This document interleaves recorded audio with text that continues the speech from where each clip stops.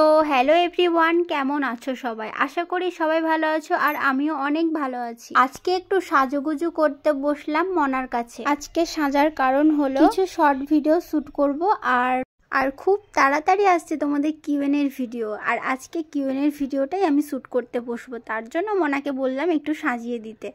তো মনা খুব ভালো সাজাতে পারে, তোমরা যদি কেউ ওকে বুক করতে চাও তাহলে বুক করতে পারো। বেশি বেশি বলে ফেললাম, যাই হোক। একটু বেশি মজা নিচ্ছ নাকি আমাকে নিয়ে? হ্যাঁ না না, একদমই না।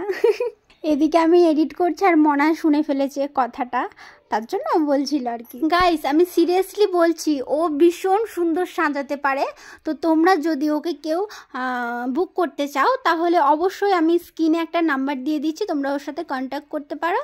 তার আগে বলে দিচ্ছি, পার্টি মেকআপ হচ্ছে 10 টাকা আর ব্রাইডাল মেকআপ হচ্ছে 50 টাকা। আর তোমরা যদি আমাদের বাড়িতে এসে মেকআপ করে যাও তাহলে একদম ফ্রি গাইস। তাহলে দেরি কেন করছো, চলে এসো তাড়াতাড়ি। বেশি কিন্তু চার্জ লাগবে না, একদমই লাগবে না। তোমরা যদি অন্য কোনো মেকআপ আর্টিস্টকে ডাকো তাহলে 5000 10,000 লেগে যাবে, বাট তোমরা যদি স্নেহাদিকে ডাকো, আই মিন মনাকে ডাকো, তাহলে 10 টাকার মেকআপে পুরো কমপ্লিট করে দেবে গাইস।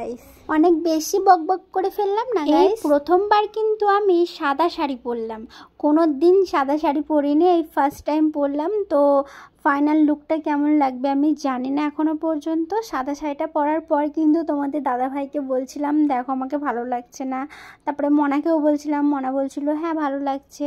তোমাদের দাদাভাইও বলছিল কোনোদিন পরো না সাদা শাড়ি, আজকে পরেছো ভালো লাগছে তোমাকে, তো তুমি সাজো আমি দেখবো। আর ওই রুমে ফোন ঘাঁটছিল আর এই রুমে রেডি হচ্ছিলাম। আমার ভিডিওটা যারা নতুন দেখছো অবশ্যই চ্যানেলটাকে সাবস্ক্রাইব করে পাশে থেকো, আর আমার ভিডিওটা অবশ্যই like comment share and subscribe করে দিও। আর আমার ফাইনাল লুকটা কেমন লাগছে অবশ্যই কমেন্টে জানিও।